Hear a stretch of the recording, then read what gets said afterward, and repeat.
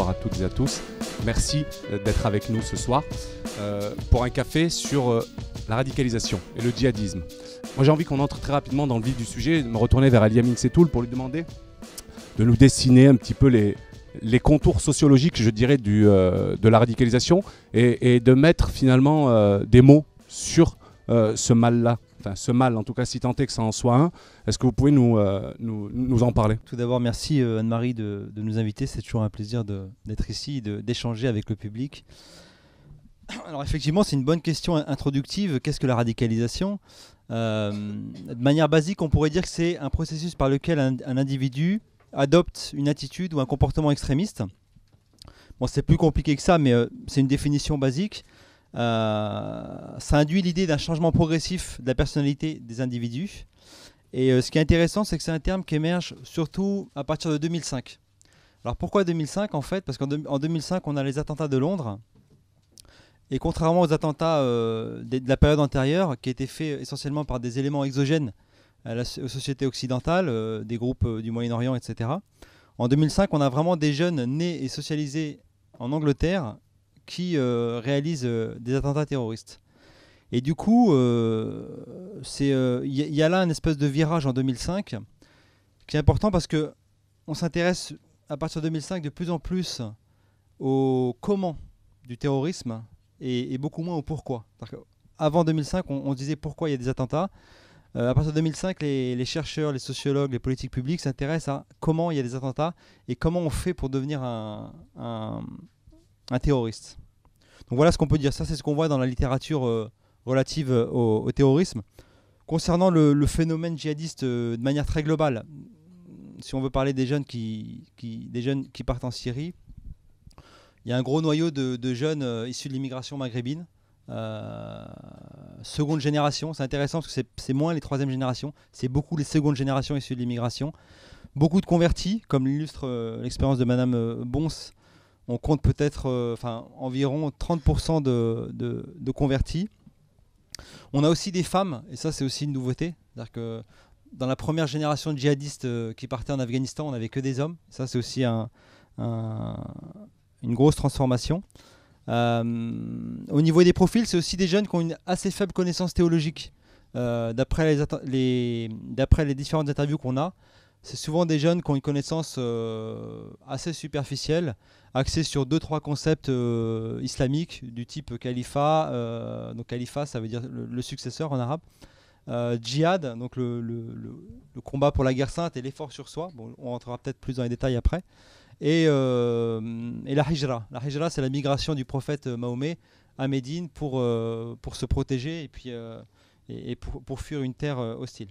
Elia Minsoum, j'ai envie de me retourner vers vous. On a découvert dans l'histoire récente ces brigades internationales, notamment en Afghanistan, face à l'armée russe, un peu après en Bosnie-Herzégovine, en Bosnie, en Tchétchénie, et puis aujourd'hui en Syrie, et plus récemment en Libye. Il y a plus de 80 nationalités dans ces brigades internationales, ces guerrieros. On est face à quel phénomène exactement ? Alors bonsoir tout d'abord. Le phénomène des brigades internationales, il existe depuis longtemps. Si on prend le cas de la guerre civile espagnole, il y a eu la participation de plus de 10 000 Français. Donc c'est un phénomène qui est récurrent. Alors là, l'idéologie est différente. On est face à une idéologie et je pense qu'il faut bien prendre la mesure, mais sans excitation, sans en faire un drame, mais d'une idéologie qui est mortifère. Lorsqu'on vous dit que finalement, il n'y a pas de salut ici-bas, que tout se passe là-haut, qu'on appelle la dunya, enfin la vie ici. Donc en fait, on met dans la tête que cette vie ne vaut rien. C'est une abstraction de l'existence en fait. Tout à fait. C'est en fait la quête d'une autre vie. Mais la vie, elle se fait ailleurs. Contrairement à ce qui a pu se passer, par exemple, dans d'autres mouvements, dans d'autres utopies dans l'histoire. C'est-à-dire que c'était des mouvements qui se disaient finalement, on va aller soit vers une libération anticoloniale, soit on va aller vers un régime nouveau, le communisme, l'anarchisme, etc. Et là, il y a ce phénomène avec une idéologie qui traverse d'abord les sociétés arabes et musulmanes, qui est une forme, moi je l'apparente à une forme de fascisme dans le XXIe siècle, parce que c'est une idéologie mortifère qui fait un eux et un nous, qui fait une séparation dans l'humanité, Ça commence par le vocabulaire, hein. On utilise tel et tel vocabulaire. Et ensuite, il y a aujourd'hui un territoire. Ce qu'on n'a pas pu faire, par exemple, Al-Qaïda dans son temps, c'est qu'aujourd'hui, Daesh a un territoire en Syrie. Aujourd'hui, en Libye, il y a un foyer en Libye, en Asie centrale. Et je ne sais pas si vous avez vu dans le monde aujourd'hui, il y a eu des révélations, il y a eu d'ailleurs une plainte du ministre de la Défense, des révélations de frappes françaises en Libye, parce qu'il y a un foyer de Daesh. Donc c'est quelque chose à la fois qui a existé dans l'histoire, si on veut, mais il faut bien l'analyser aussi derrière avec quelle idéologie et quelle matrice idéologique. Derrière la matrice idéologique, et on le voit par exemple sur la question du rapport avec les familles, il y a une question d'endoctrinement. C'est la dimension mortifère un petit peu qui diffère aussi des différents mouvements dont vous venez de parler. Oui, alors il y a ça, et il y a aussi un projet. C'est-à-dire qu'aujourd'hui, derrière cette utopie, il y a un projet concret qui est la construction d'une nouvelle utopie, c'est-à-dire une société qui n'est pas corrompue, contrairement à la société occidentale, à d'autres sociétés musulmanes, à d'autres ennemis, le chiite, le chrétien qui habite au Proche-Orient, etc. Donc de créer une nouvelle société sans cigarettes, avec des règles, avec une certaine lecture de la religion musulmane. Donc là, aujourd'hui, il y a un espace pour le faire. Et si on reprend par exemple ce qui s'est produit... parce que des jeunes partent d'ici, mais ils partent d'un petit peu partout. La Tunisie est un foyer, l'Arabie Saoudite est un foyer, l'Asie centrale est un foyer, l'Afrique subsaharienne est un foyer. Donc voilà, on retrouve des Australiens. C'est un phénomène global.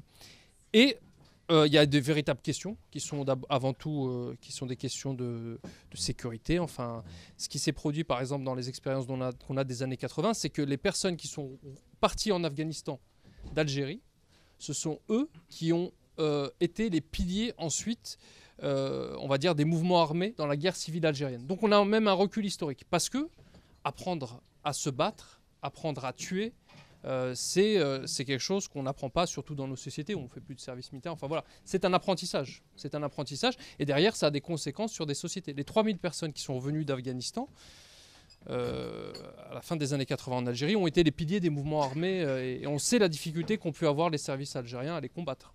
Donc on peut s'inquiéter à juste titre du retour des djihadistes français qui sont partis combattre en Syrie, en Libye. Dominique Bons, pour ceux qui s'en souviennent, votre fils est apparu dans une vidéo en juillet 2013 où il sommait François Hollande de se convertir à l'islam et où il appelait un petit peu tous les Français à venir rejoindre l'armée à laquelle il appartient, les musulmans de France, voilà. à quitter le pays et à le rejoindre lui et ses camarades en Syrie. Moi j'aimerais qu'on revienne sur le Nicolas, non pas le Nicolas qu'on a vu sur cette vidéo, on y viendra un peu plus tard, mais sur le vrai Nicolas, l'enfant. Comment était-il ? C'était un enfant plein de vie qui aimait bien raconter des histoires. Une anecdote là-dessus, au niveau, à l'époque, c'était Les Inconnus. Donc il imitait bien les sketchs des Inconnus.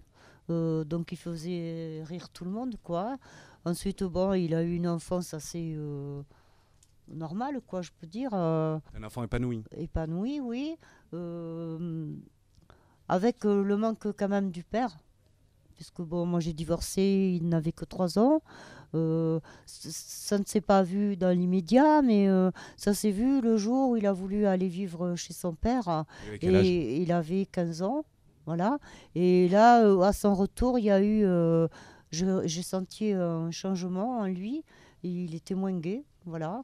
Je pense que... il idolâtrait beaucoup son père et il s'est passé quelque chose qui, voilà... l'a fait changer, ouais. Donc bon, il était toujours quand même aimé s'amuser parce qu'il était jeune et tout ça, mais il était plus aussi rieur qu'avant, voilà. Avant ça, avant ses 15 ans, c'était un adolescent épanoui, tout à fait normal. Oui, tout à fait, oui. D'accord. Fait, ouais. Qu'une scolarité, j'imagine, classique. Scolarité, oui, comme tous les enfants, plus ou moins bonne, hein, parce que voilà, c'était pas quelqu'un qui aimait spécialement l'école, il préférait plutôt s'amuser et faire rire la galerie, voilà, on peut dire. Et le changement, à partir des 15 ans, quand il revient de chez son père, oui. il se traduit par quoi exactement, ce changement-là ?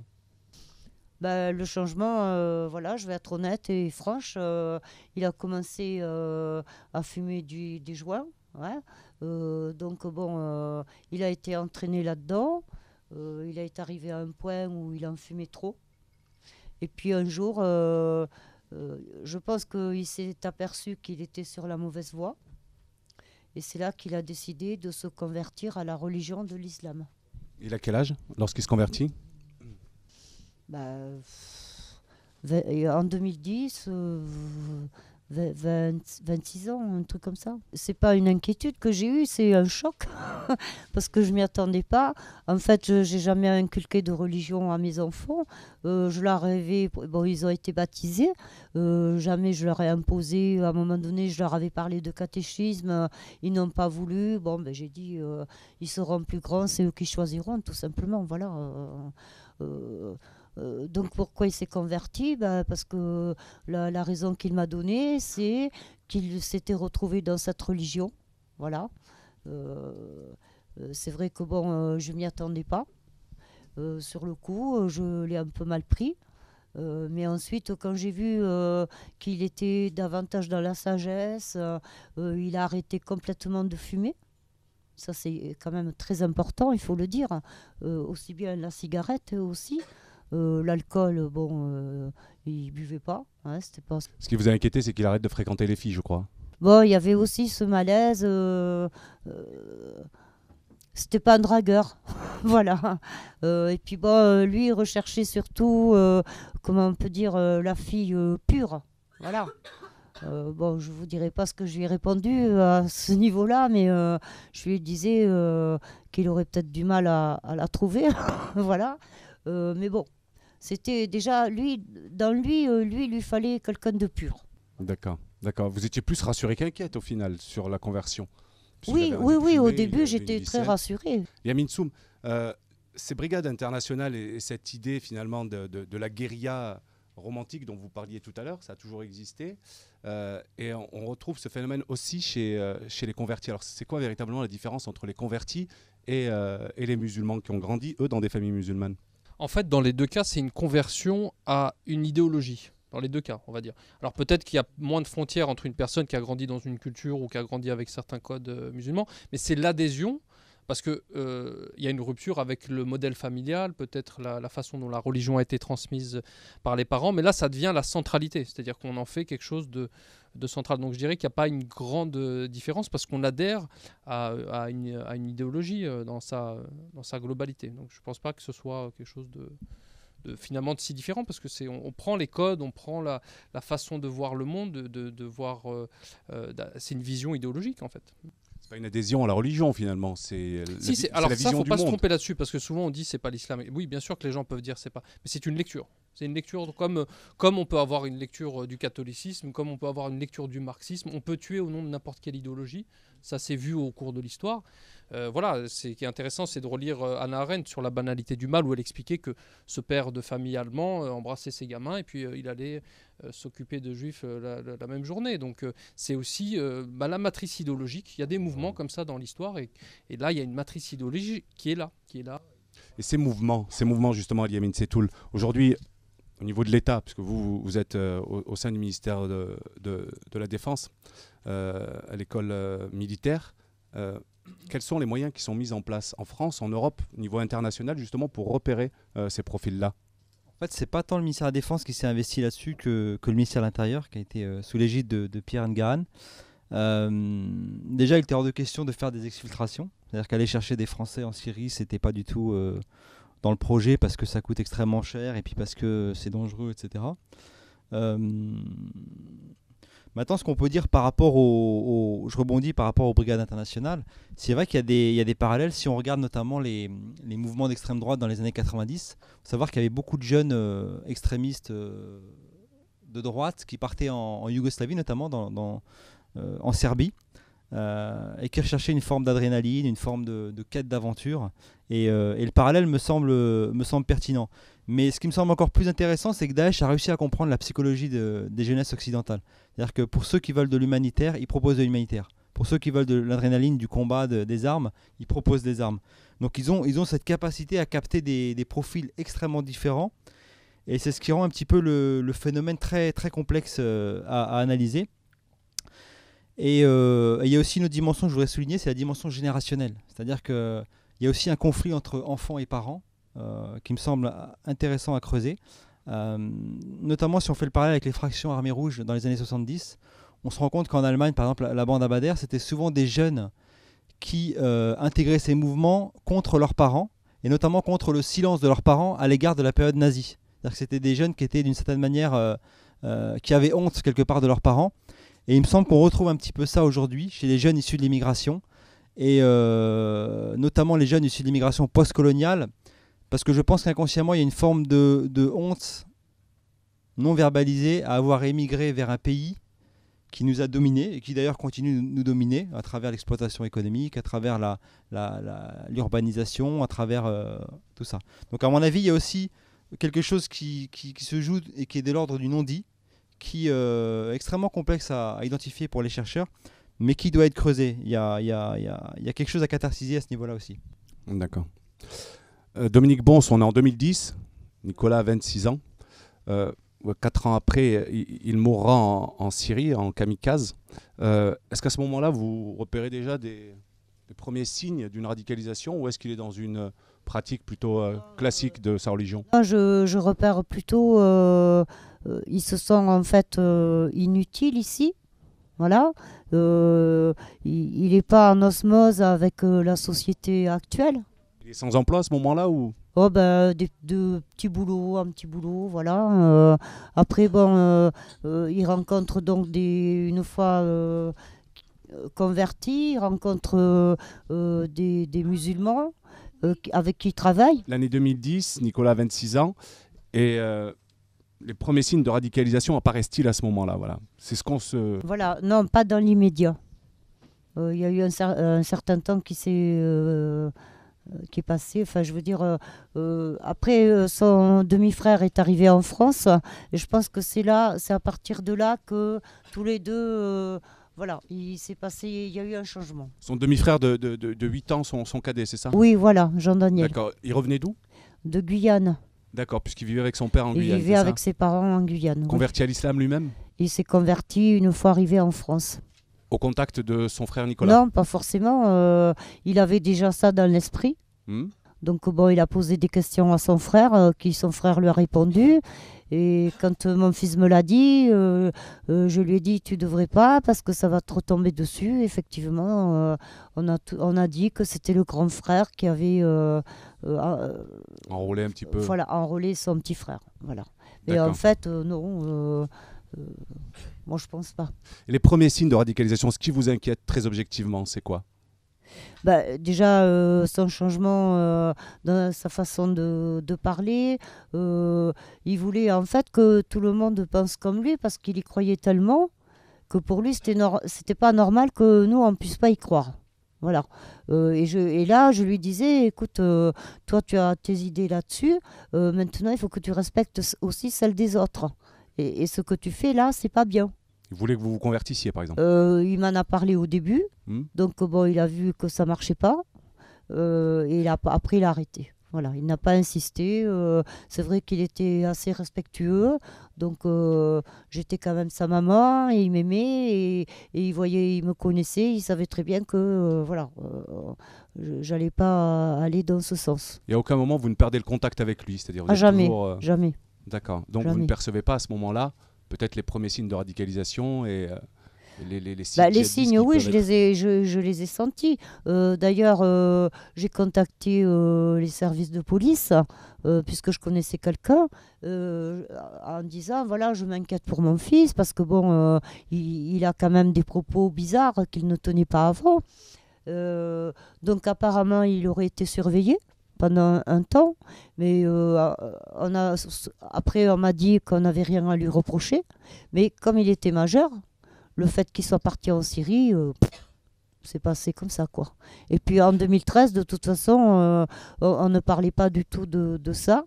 Donc les frontières étaient ouvertes, allez qui venait, revenez. À ce moment-là, il fréquente une mosquée ou alors il s'isole? Non, il fréquentait toujours la mosquée, même avec les propos qu'il tenait, parce que lui, c'était tellement ancré dans lui qu'il pensait que convaincre les autres, quoi. Et puis finalement, il n'y est pas arrivé, et là, il s'est senti rejeté un peu. vous voyez, par la famille et tout ça, alors que c'était pas vrai. Voilà. Mais lui, dans sa tête, c'était voilà, dans le fait que voilà, la dernière année qu'il a passée en France, il n'assistait plus aux réunions de famille, etc. Il venait pour me faire plaisir. À part la dernière année où il n'a pas voulu aller donc au repas de Noël.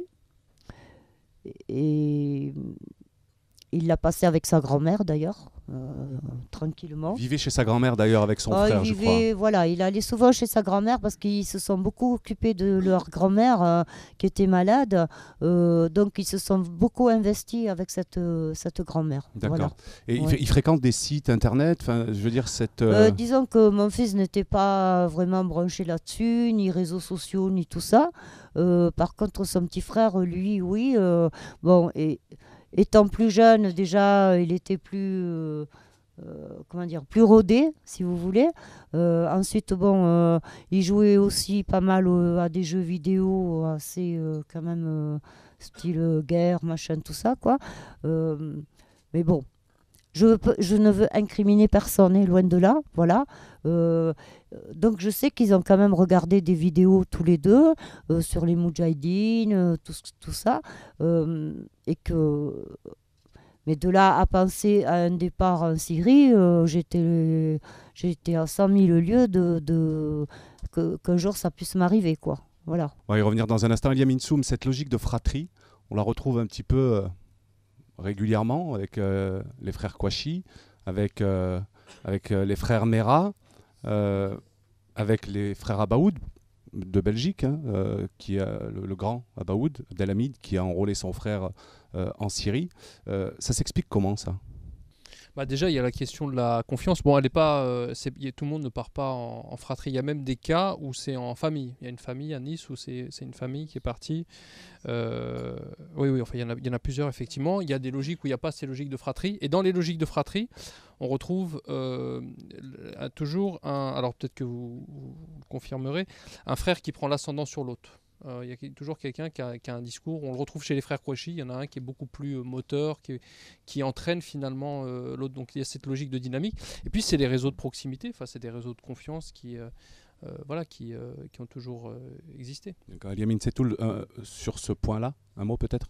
C'est ce qu'on appelle en sociologie militaire le concept de résilience des groupes primaires, en fait.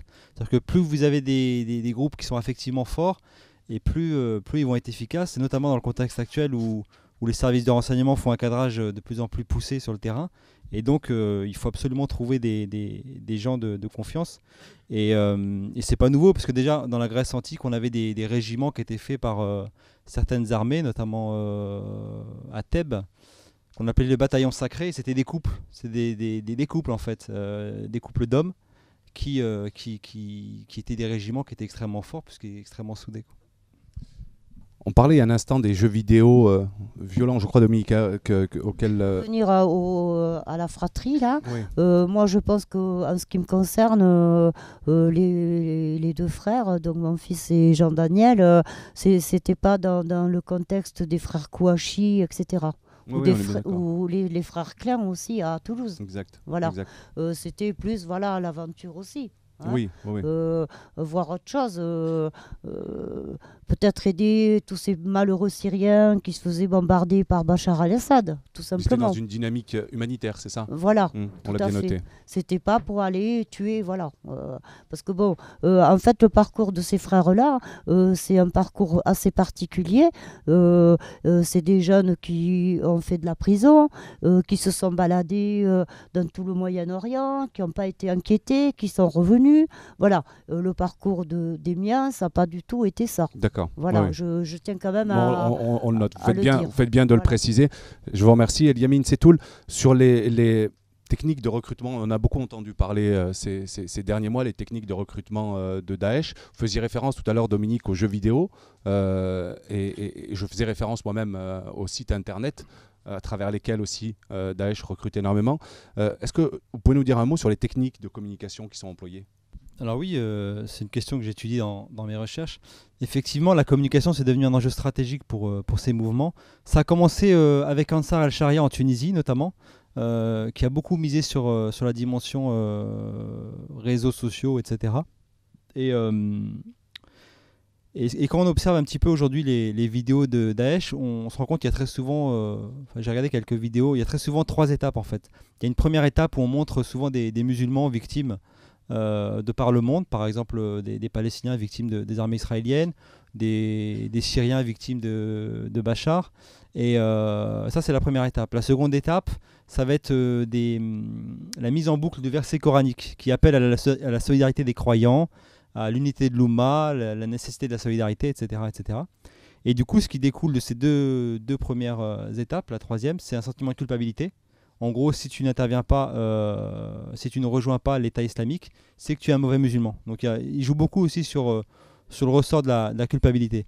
Maintenant, je pense qu'il est important de ne pas trop surdéterminer l'effet Internet, parce que les enquêtes de terrain montrent aussi que ce qui décide un jeune à partir là-bas, c'est jamais Internet tout seul en fait. C'est Internet et des réseaux de sociabilité dans le réel. C'est une conjonction du réel et du virtuel. Et les gens qui disent aujourd'hui que c'est Internet, c'est partiellement vrai ou partiellement faux. C'est plutôt pour les filles qui sont parties là en 2014, les mineurs qui cherchent le prince charmant, etc. Donc là, ces jeunes filles, elles se font enrôler sur Internet, sur Facebook. On va revenir dans un instant sur justement la particularité du djihadisme féminin, je dirais. J'aimerais qu'on poursuive sur Nicolas et son frère. À quel moment est-ce que vous apprenez qu'ils sont partis pour la Syrie? Est-ce qu'ils partent en même temps ou chacun de Non, leur côté? ils sont partis en même temps. Et d'ailleurs, ils ont choisi le moment où je n'étais pas là, bien sûr. Ils ont prétexté un voyage en Thaïlande. Donc pour moi, je me suis dit, c'est hyper bien parce qu'ils vont connaître d'autres choses, quoi. La Thaïlande, c'est plutôt le bouddhisme, je crois. Hein. Donc c'est bien, ils vont s'enrichir d'autres façons de... Voyage forme la jeunesse, quoi. Ouais, Oui. exactement, quoi. Malheureusement, ce n'était pas la destination qu'ils avaient annoncée. Comment vous l'avez appris? En fait, je l'ai appris par l'oncle de Jean Daniel, donc le frère de sa maman, qui aussi avait fait surveiller Jean Daniel. Et donc, pareil, on n'avait rien à lui reprocher. Et donc, il avait une connaissance au niveau des services de police également. Et c'est lui qui l'a su en premier, l'oncle. Et puis aussi, Jean Daniel avait laissé un courrier pour ses parents en expliquant pourquoi il partait et tout ça. Voilà. Donc, moi, je l'ai su donc par l'oncle, et peut-être 3 semaines après ou un mois après, j'ai eu mon fils au téléphone. Voilà. On a un mois, aucune nouvelle. Non. Parce qu'entre-temps, après, mon fils m'a expliqué que Jean-Daniel était parti faire un entraînement au niveau du combat, là, enfin, pour les... voilà. Et Nicolas n'y était pas. Voilà.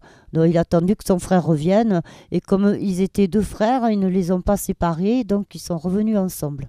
Et quelle impression il vous donne quand vous lui parlez la première fois et qu'il vous annonce qu'il est bien en Syrie? Déjà, moi, il ne me l'annonce pas puisque je le savais. Donc, c'est moi qui lui ai dit, déjà, le bonheur de l'avoir au téléphone. Et là, je lui ai dit, écoute, je sais que tu es en Syrie. Voilà. Et j'ai jamais, jamais dit pourquoi tu as fait ça, etc. J'ai dit, tu es dans un pays en guerre, je le sais. Moi, je suis très malheureuse, quoi, parce que c'est la guerre là-bas. Alors, lui, il était, en fait, comme il était avant, quand il s'est converti à la religion, il était toujours d'une sérénité, mais... vraiment à couper le souffle, quoi. Et je me disais, mais comment il peut faire? Il est dans un pays en guerre et qu'il soit aussi dans cet état d'esprit de sagesse et tout ça, quoi. Voilà, je n'arrivais pas à comprendre. Ça va durer plusieurs semaines. Il sera très détendu finalement lorsque vous lui parlerez. Il a toujours été détendu au plutôt téléphone. Épanoui. Oui, je le sentais bien. Je le sentais bien. Il me disait, si tu savais comme c'est beau la Syrie, malgré les bombardements et tout ça, quoi. Parce que bon, ça a commencé à bombarder en 2011, hein, donc en 2013, ça continuait toujours, quoi. Et même une fois au téléphone, j'entendais les bombes au téléphone, quoi. Et là, j'ai pris peur. J'ai dit, mais où tu es? Il m'a dit, t'inquiète pas, je suis pas à côté. Mais ça résonne. Voilà, toujours la peur, voilà. Et puis bon, le jour où il nous a annoncé la mort de Jean Daniel, là j'ai dit, bon, Nicolas va y passer aussi, quoi. Voilà. Et, Jean Daniel mort au combat, c'est ça? Voilà. Et j'avais, bon, mais pour moi, c'était le téléphone, c'était c'était quelque chose. Une fois que je l'avais eu, que j'avais raccroché, bon, pendant 2-3 jours, ça allait. Et après, j'ai dit, j'en pouvais plus, quoi. Il fallait que je l'ai à nouveau au téléphone. Vous pouviez le joindre ou il n'y a que lui C'était compliqué pour avoir la série quand même. Hein. D'accord. Mais bon, des fois j'essayais de l'appeler comme ça. Voilà. Et j'y arrivais pas. Bon. Après je l'avais. Alors des fois je lui disais même à mon fils, parce que je suis arrivée à un point où en fait je ne savais plus quoi lui dire au téléphone. Je savais plus. Vous lui avez demandé de rentrer? Non. Jamais. Parce que je savais qu'il ne rentrerait pas. C'est moi qui lui ai proposé d'aller en Turquie et il m'a dit je ne peux pas sortir de la Syrie, c'est trop dangereux. D'accord. Voilà, j'ai essayé, j'ai insisté, puis voilà, je ne l'ai pas fait. D'accord.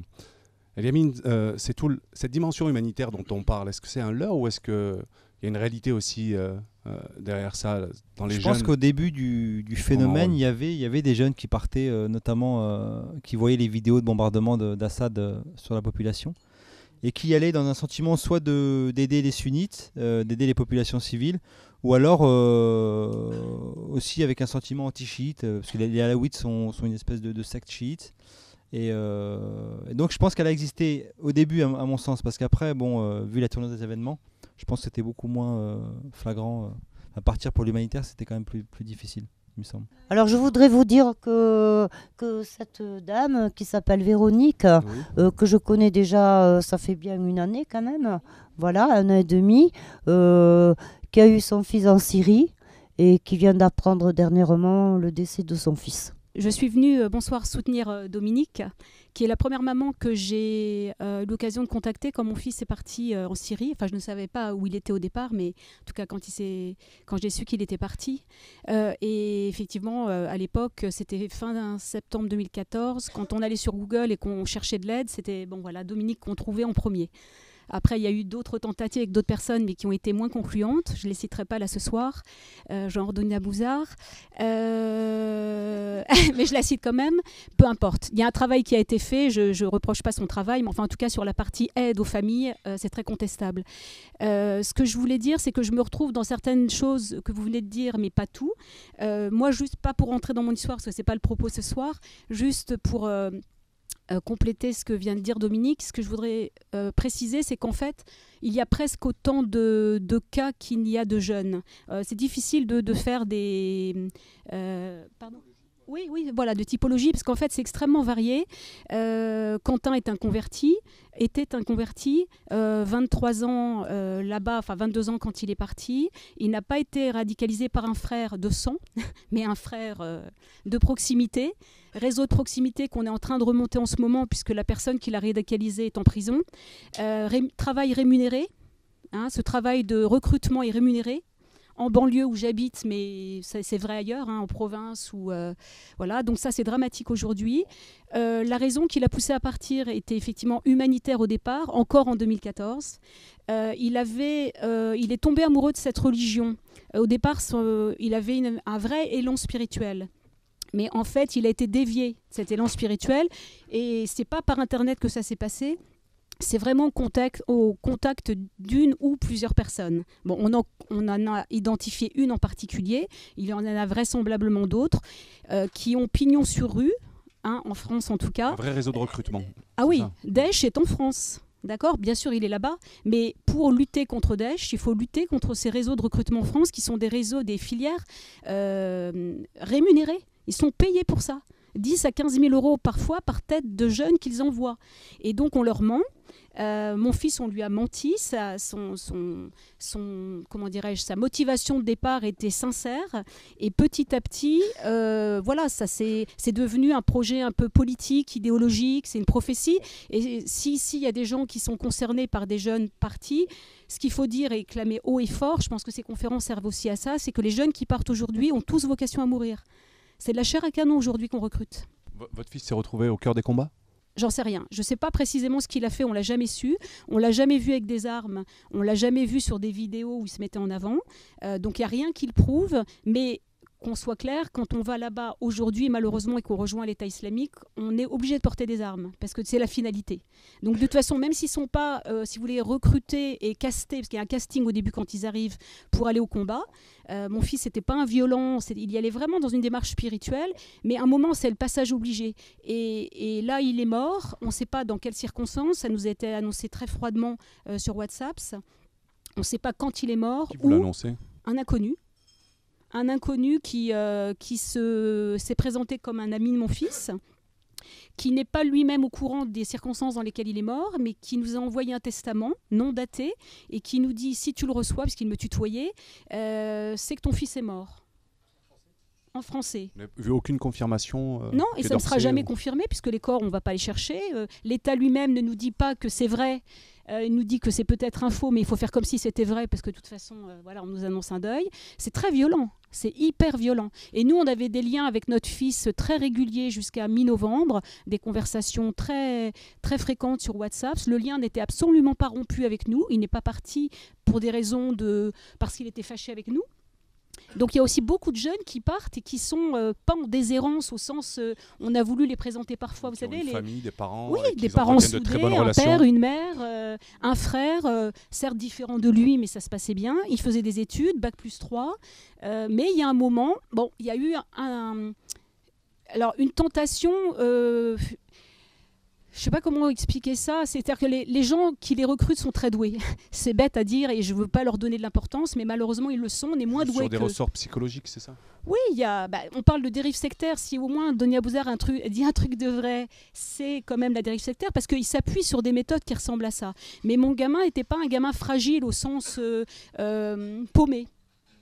Sensible, hypersensible, comme ton fils. C'est la dimension spirituelle dans laquelle il était qui a été finalement utilisée. Oui, voilà. Et il y a un moment, cette quête spirituelle, parce que l'islam, à la base, est certainement un beau texte, comme beaucoup de textes sacrés religieux, mais c'est pas l'islam qui pose problème, c'est les hommes. C'est tout, et il a croisé la mauvaise personne. Mais il en est mort, parce qu'on en a fait de la chair à canon, on l'a désintégré psychologiquement. D'accord, merci, on aura l'occasion de vous entendre à nouveau. Yamine Soum, j'aimerais me retourner vers vous concernant le recrutement des jeunes femmes pour le djihad. C'est un phénomène qui est assez nouveau et très surprenant. Beaucoup s'en inquiètent aujourd'hui. Quels sont les ressorts là pour le coup qui sont utilisés ? Je vais faire la transition avec ce qui a été dit par Véronique. Effectivement, ici on est là pour tenter de comprendre un phénomène extrêmement complexe. C'est pour ça que, y compris les lectures rapides, la question sociale, l'échec familial, je pense qu'il faut mobiliser plusieurs disciplines pour bien comprendre ce qui se passe, parce qu'on est face à quelque chose de complexe. Mais ça revient à ce que je disais en préambule, l'idéologie c'est extrêmement important. C'est-à-dire que lorsqu'il y a des ruptures, lorsqu'on rentre dans un mécanisme idéologique et qu'on arrive à vous convaincre, là on est en rupture avec la famille, l'environnement immédiat, avec la société, son environnement, on est en rupture, on est en rébellion. Et je pense que si on n'a pas pris cette mesure-là, c'est-à-dire la mesure de ce que c'est, cette idéologie, je pense qu'on se trompe d'analyse parce que des sociétés l'ont expérimenté. Moi j'ai pu le voir notamment en Algérie, c'est-à-dire que comment on peut mettre dans la tête d'un individu le fait que tuer son frère parce qu'il travaille dans l'armée, eh bien, voilà, c'est une matrice idéologique. Cette matrice idéologique, on l'a identifiée. Aujourd'hui, ce sont d'ailleurs nos alliés d'un point de vue stratégique. Aujourd'hui, c'est la matrice qui vient de l'islam wahhabite, d'Arabie Saoudite, qui prend plusieurs courants. Aujourd'hui, on a des questions aussi qui se posent effectivement par rapport au choix politique qu'on peut faire. On sait que derrière ces mouvements, derrière la guerre, il y a une économie. La guerre est une économie. Donc il y a des filières de recrutement, il y a une idéologie, il y a des individus. qui vont vous dire effectivement, et ça c'est aussi une nouveauté dans ces mouvements-là, c'est qu'il y a la question de l'attentat suicide. Et ce que vous dites sur les jeunes qui partent en Europe, je ne pense pas qu'ils auront des postes importants dans la hiérarchie de Daesh. Ils vont être utilisés. C'est-à-dire qu'on sait qu'ils vont être utilisés parce que comme on a le recul sur les conflits, par exemple en Afghanistan, les talibans, ils ont toujours été très méfiants de ces Arabes qui venaient combattre auprès d'eux. Ils se disaient, bon, on peut les utiliser à un moment donné. En Bosnie, c'est ce qui s'est passé. Ils les ont chassés en Bosnie dans les années 90. Ils ont viré, surtout qu'ils voyaient des membres beaucoup plus virulents. Le contexte bosniaque est différent. D'ailleurs, si vous prenez la Bosnie aujourd'hui, il y a dans certains villages, il y a des mini-califats financés aujourd'hui par l'Arabie Saoudite qui se développent parce qu'il y a des questions d'argent. Ici, à 2 heures de vol de Paris. Et je pense que là-dessus, effectivement, il ne faut pas être dans le déni et dans la complexité des analyses. Voilà. Pour répondre sur la question des femmes, pareil, là, je dirais que c'est assez complexe. Il peut y avoir... ça a existé, enfin, la posture du révolutionnaire romantique, celui qu'on va rejoindre, ou alors cette rupture avec la société. Là, je m'appuie sur un témoignage qui ne fait pas école. Une étudiante brillante, parent tunisien, petite classe moyenne, qui va faire une école de commerce. On refuse, elle porte le hijab, donc elle se sent un petit peu marginalisée. Elle disparaît, elle essaie de passer par la Tunisie, et puis elle rentre finalement dans cette ligne idéologique. Rupture avec les parents, cette société nous veut du mal, on nous déteste, etc. etc. Voilà. Et donc il ne faut pas nier qu'il y a ce courant-là. Et puis les ONG humanitaires ont un rôle. Aujourd'hui, des ONG qui ne veulent pas condamner Daesh sur des plateaux de télé, à qui des gens donnent de l'argent et qui passent leur temps à faire la vidéo de la propagande en disant « Regardez ce que fait Bachar al-Assad ». C'est-à-dire ils ont un projet de société. Si vous allez dans leurs locaux, ils séparent les femmes des hommes. Donc imaginez, demain, la société française, on fait une séparation de partout. Donc, bonsoir, moi je suis Habiba Bellil, je suis éducatrice spécialisée et formatrice. Je travaille actuellement avec Karim Mokhtari sur un programme de déradicalisation pour des interventions en milieu carcéral, pour un public justement qui soit revient de Syrie et qui a été incarcéré au retour de Syrie, soit qui a été arrêté avant d'aller en Syrie. Et donc vos témoignages à vous deux, mesdames, je pense qu'on avait des regards entre Karim et moi, parce que ça nous parle beaucoup dans le travail qu'on veut mener. Moi, j'entends la déception, madame, dont vous parlez en tant que mère.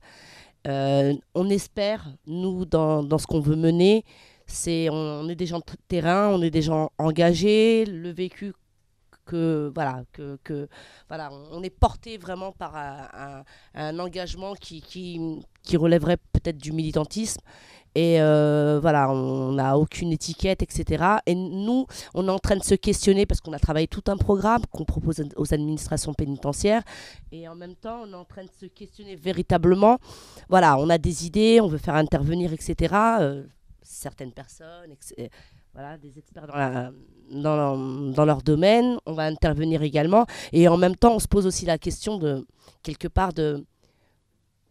Est-ce que ça peut marcher? Est-ce que finalement, est-ce qu'on peut casser? Est-ce qu'on peut reformater le disque dur qui a été endommagé? Voilà, c'est un peu ça. Et parce que toute la complexité, la densité la densité du problème réside là. Voilà, nous, on va faire avec nos moyens, avec ce qu'on sait faire, avec nos tripes également. Et en même temps... On va laisser madame répondre si vous le voulez bien. On va... Non, mais je vous en prie, vous avez droit complètement à la parole. Si vous voulez bien juste rendre le micro. Juste là-dessus, bien sûr, vous dites, est-ce que ça peut marcher? Bien sûr que ça peut marcher, il faut tout tenter de toute façon. On est en train de se dire là, il faut sauver des jeunes. Hein. Ce sont des jeunes, ils ont tous moins de 25 ans. Enfin, pour la majorité d'entre eux, hein, ce sont des très jeunes, 18-25 ans.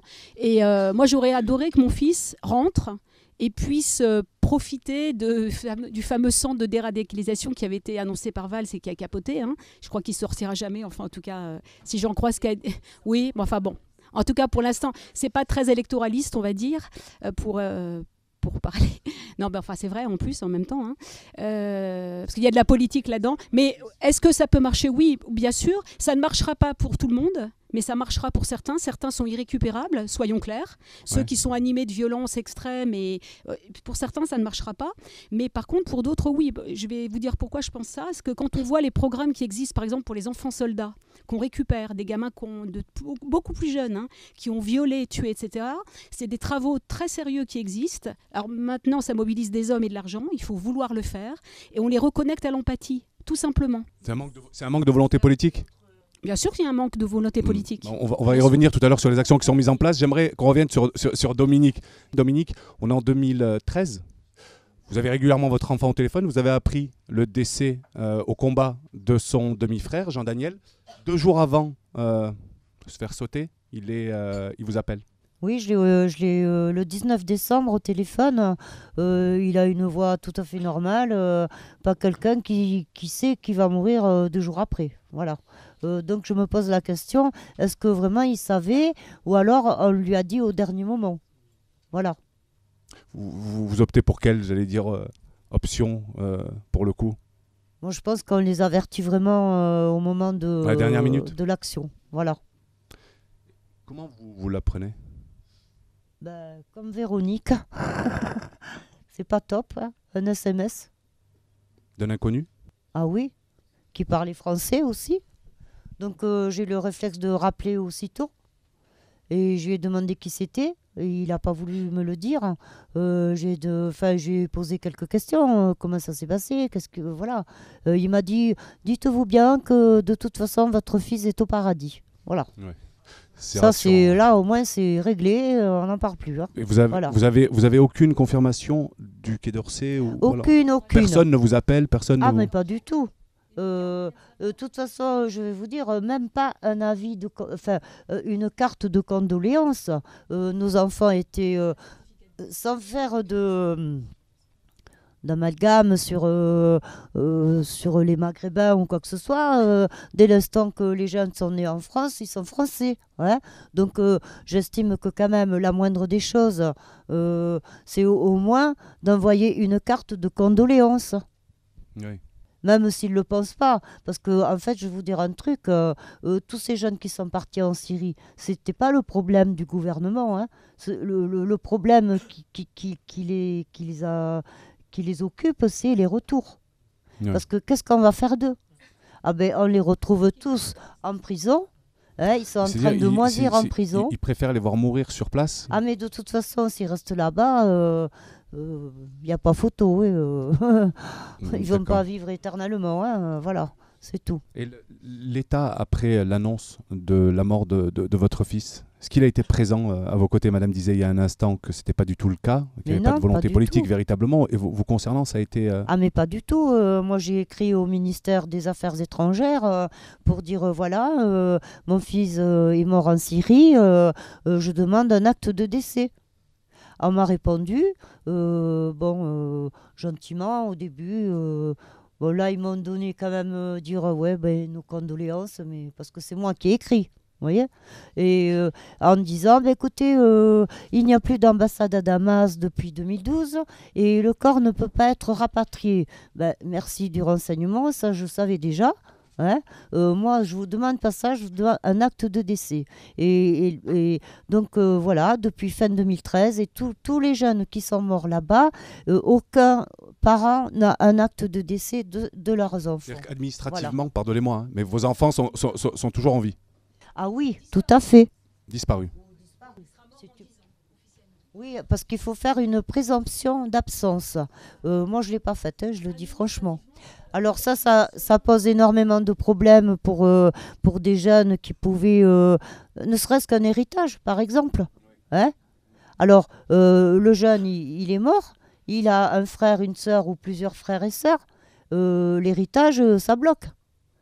Parce qu'il en manque un. 10 ans plus tard. Il en manque un qui n'est pas reconnu décédé. D'accord. Vous voyez? Oui, très bien, je comprends. Et c'est pas 10 ans, c'est même 15 ans.